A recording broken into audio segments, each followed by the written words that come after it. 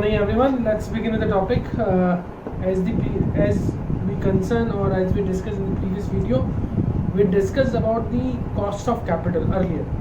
देखो in this video what I'm discussing cost of capital का next part. देखो मैंने आपको उसकी वीडियो में क्या बताया था, आपको मैंने cost of capital क्या तो बताया, उसकी significance बताए और different जो concepts हैं उनके बारे में चर्चा की. इस वीडियो में मैं आपसे क्या चर्चा करने वाला हूँ, इस वीडियो में classification of cost of capital के बारे में मैं चर्चा करूंगा और इसको प्रॉपरली मैं एग्जांपल्स दूंगा कि किस तरह कॉस्ट ऑफ कैपिटल को कैलकुलेट किया था और मैनेज किया था. देखिए, अगर मैं क्लासिफाई करूं कॉस्ट ऑफ कैपिटल को तो इसके मेरे चार बेसिक फिनोमिना हैं. कौन से?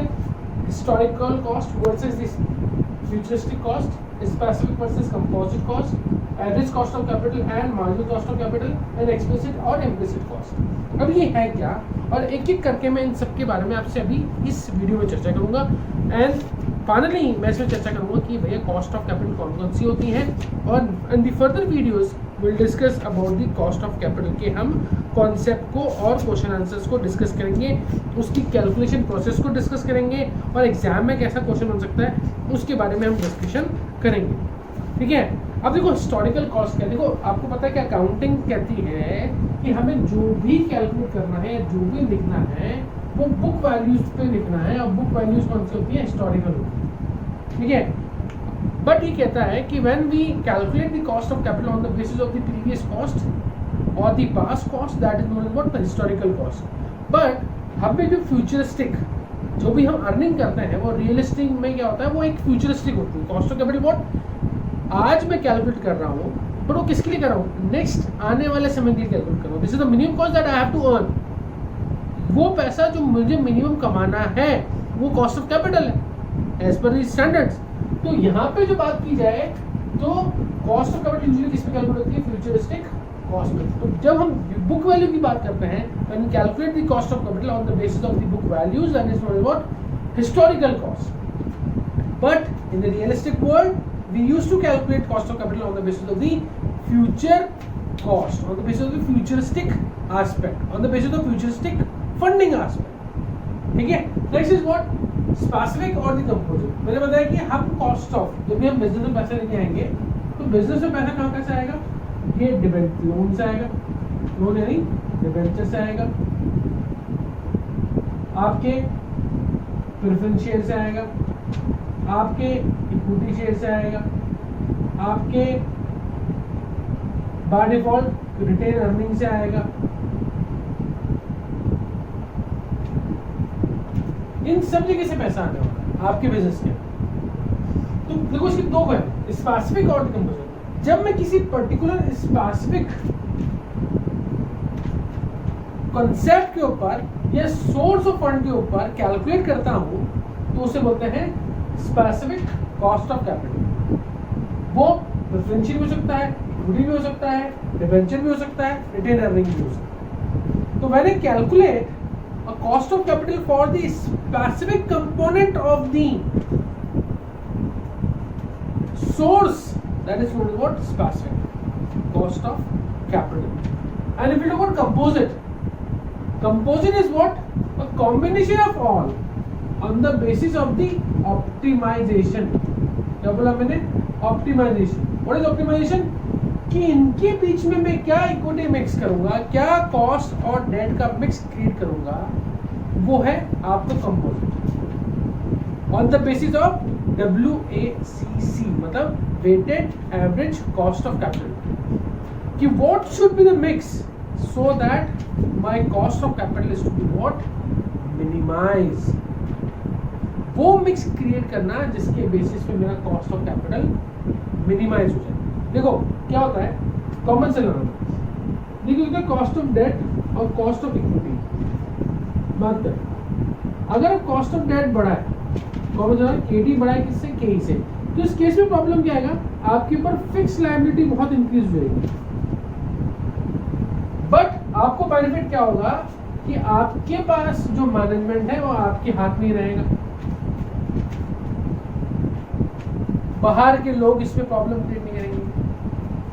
बट अगर KE ग्रेटर हो जाए KD से तो इस केस में क्या कि आप अपनी इक्विटी सामने वाले को दे रहे हो, अब जब सामने वाले दे रहे हो तो आपको वो टोकने वाला हो जाएगा क्योंकि जो ओनर है, और ओनर आपके बिजनेस डिसीजन में इफेक्ट डाल सकता है, आपकी थॉट प्रोसेस में डिफरेंस डाल सकता है। तो वो कौन सा मिक्स क्रिएट करें ताकि मेरा ओनरशिप भी डाइल्यूट ना हो और मेरे पे फिक्स लायबिलिटी भी क्रिएट ना हो, इसके लिए हम कैलकुलेट करते हैं WACC, इसे बोलते हैं कंपोजिट कॉस्ट ऑफ कैपिटल। ठीक है, third is what average cost of capital and marginal cost of capital. Again average cost of capital is nothing but what WACC। Average cost of capital is what on the basis of the different weighted, on the basis of different criteria, what should be the ultimate cost on the basis of the different source of fund, what should be the cost ultimately, it is what weighted average cost of capital। Average का मतलब क्या है कि इन सबको हम average निकालेंगे। कौन सा एवरेज निकालेंगे? वेटेड एवरेज निकालेंगे। वेटेड एवरेज कहां से है? Mathematical term. मैथमेटिकल टर्म कौन सी है? मीन मीडियन मोड में आपने पढ़ा होगा वेटेड मीन, वहां से ये weighted average cost of capital निकल के आए। वेटेज कैसे देंगे कि किसका कितना प्रोपोर्शन है अल्टीमेटली एंटायर कैपिटल। कि आपको 10 लाख रुपए चाहिए, 10 लाख में से 2 लाख रुपए डिवेंचर से आए, 3 लाख रुपए प्रेफरेंस से आए, फिर 2 लाख रुपए इक्विटी से आए, और 2 लाख आपने जो पीछे की कमाई कर रखी थी रिटेन अर्निंग, वहां से आपने लगाया। ठीक है, तो 10 लाख में से हमने क्या बोला? 2 लाख रुपए कहां से आए भैया? यहां से। प्रेफरेंस से कितना है भैया? 3 लाख। इक्विटी से कितना है भैया? 2 लाख। 2.5 लाख लेते हैं। ठीक है, 2.5 लाख। रिटर्न से कितना है? फिर मान लो 2.5 लाख। ठीक है भैया, अब इसका जो रेशो होगा ना वही वेटेड होगा, वही वेट होता है कि 10 लाख को हमने किस रेट से इसको अल्टीमेटली जो पैसा हमने लिया है वो किसकी सोर्स से। तो इनका जो एवरेज, इनका जो बाय डिफॉल्ट रेशियो है, that is what weight, and we multiply weight with the respective cost of capital and we calculate the WACC, weighted average cost of capital. अब क्या होता है मार्जिनल कॉस्ट ऑफ कैपिटल? क्या होता है? अब marginal cost of capital ये जो टर्म है that is derived from economics. Economics suggest करती है व्हाट इज मार्जिनल। अगर मैं कोई स्पेसिफिक यूनिट या कुछ स्पेसिफिक अमाउंट ऑफ मनी और additional amount of money business में लेके आऊंगा तो उस पर जो रेट ऑफ रिटर्न लगने वाला है जो है वो तो ठीक है। If I generate extra capital on the remaining जो अर्निंग है उसके ऊपर कोई एक्स्ट्रा कैपिटल आ रहा है तो उस पे जो कॉस्ट ऑफ कैपिटल लग रहा है marginal cost of capital. For example मैं समझने की कोशिश करना, मान लो आपके बिजनेस में 10 लाख रुपए की रिक्वायरमेंट, ठीक है, कितने लाख रुपए की रिक्वायरमेंट थी? 10 लाख रुपए की रिक्वायरमेंट थी। अब 10 लाख रुपए में आपके खर्च हो गए सारे, अब आपको 2 लाख रुपए और चाहिए अपने कुछ न कुछ छोटे बड़े कामों के लिए। तो 2 लाख रुपए आपको जब चाहिए तो आपको फिर से हाथ पैर मांगने पड़ेंगे। तो generate new capital in the business we need a new cost of capital that is known as what a marginal cost of capital। और इस 2 लाख पे जो कैलकुलेशन होगी, जिस 2 लाख को रेज करने के लिए आप डिफरेंट सोर्सेज से या फिर कोई स्पेसिफिक सोर्सेज से पैसा लेके आओगे उसे बोलते हैं marginal cost of capital. To generate extra income, to generate extra new capital, the cost of capital is needed is known as marginal cost of capital. And last but not least explicit और implicit. देखो अब मैं इसको रटना मत है ना, explicit और इम्प्लिसिट। एक्सप्लिसिट क्या है? जो रियली में, क्या बोला मैंने? जो रियल में है वो एक्सप्लिसिट कॉस्ट हो। ये WACC आपका रियल खर्चा है, दिख रहा है आपको भाई यहाँ मेरी कॉस्ट लगी, that is what explicit cost. What is implicit cost? Implicit cost वो कॉस्ट ऑफ कैपिटल होती है जो नहीं है पर होती तो इफेक्ट होता। समझ में नहीं था? आपने सुना हुआ है इकोनॉमिक्स में term opportunity cost. The next best alternative cost is known as what opportunity cost. तो similarly implicit cost is what next best alternative cost is what implicit cost. अगर मैं इस काम की जगह ये कर रहा होता तो मुझे ये बेनिफिट होगा। मतलब अगर मैं किसी एक को, मेरे पास 2 ऑप्शन है, आइदर मैं ये A वर्कआउट करूंगा, आइदर B वर्कआउट करूंगा। अगर A करता हूं तो B छूटता है, B करता हूं तो मैं A छूटता है। ये जो सिचुएशन है इसको हम कैलकुलेट करते हैं इम्प्लिसिट कॉस्ट और नेक्स्ट बेस्ट अल्टरनेटिव कॉस्ट। उसको ही क्या बोलते हैं, implicit cost of capital. This is what again, I for imaginary, I for implicit. Imaginary मतलब है ही नहीं ना. ऑपरेटिंग कॉस्ट कि या तो मैं इस कॉलेज में पढ़ा था या फिर मैं कोचिंग पढ़ा था. अब मैं कोचिंग में पढ़ा था तो मुझे पैसा अलग मिलता है, अगर कॉलेज में पढ़ा था तो पैसा अलग मिलता है. जब कॉलेज में हूँ तो मैं कोचिंग नहीं पढ़ा सकता.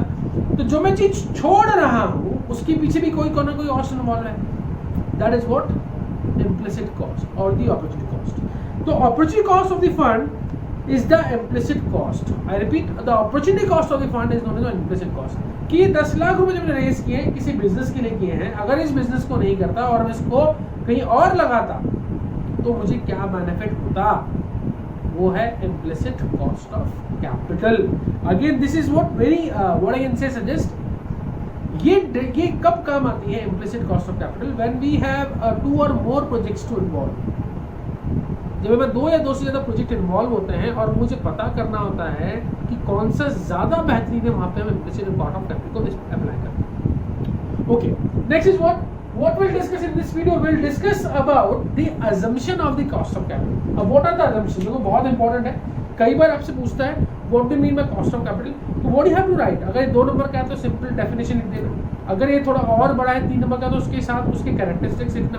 अगर ये 7 नंबर का आ रहा है, ठीक है, तो what you have to write, you have to write the cost of capital, then उसके कैरेक्टरिस्टिक्स, then उसकी significance, then you have to write the classification, as well as you have to write the assumption of the cost of capital. What are the assumption of the cost of capital? देखिए, अब मैं assumptions की बात करता हूँ. assumption of cost of capital. What are the assumption of the cost of capital? I'll speak about this. Assumption of cost of capital. देखो, मेरे पढ़ाने का तरीका है, ठीक है. I used to speak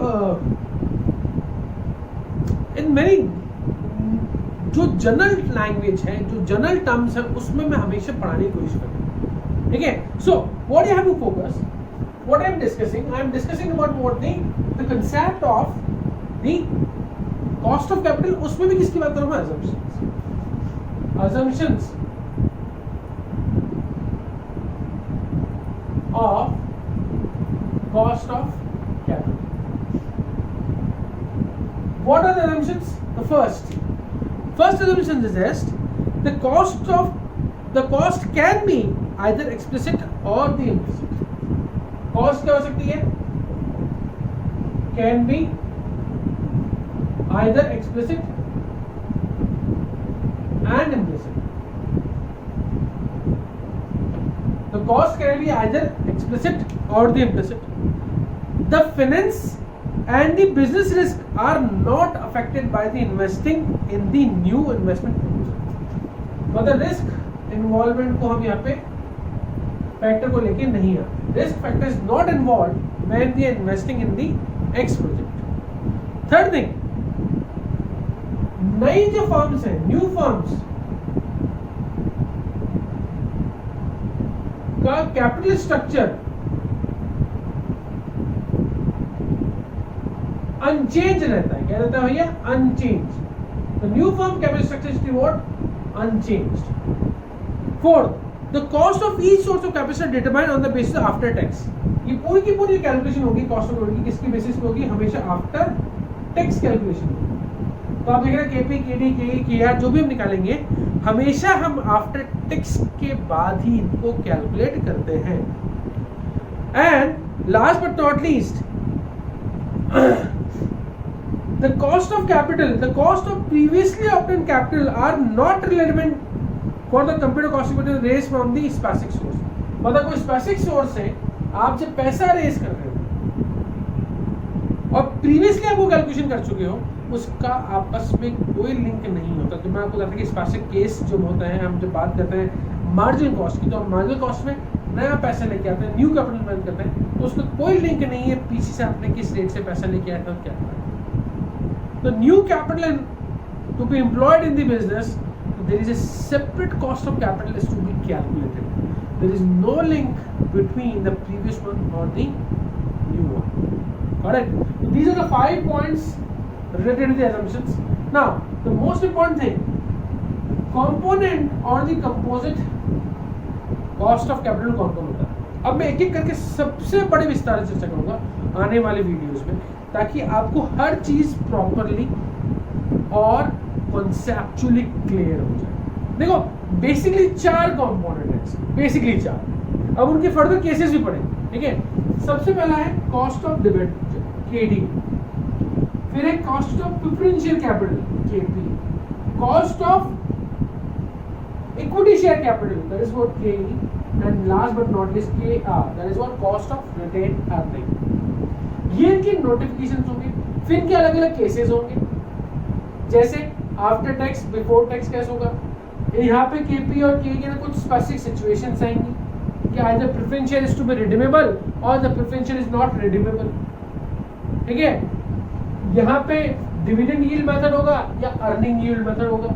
K R की भी हमको तो कुछ कहानी पढ़ेंगे, तो इनकी सबके बारे में विस्तार से चर्चा और डिस्क्राइब्ड वे में डिस्कशन होगा फर्दर वीडियोस। आई होप कि जो मैं आपको समझाना चाहता हूँ आपको क्लियर होगा। In this video what I discuss, finally recap करते हैं। I discuss about the classification of the cost of capital, the 4 criterias behind it, और हर एक को मैंने प्रॉपर तरीके से आपको बताया।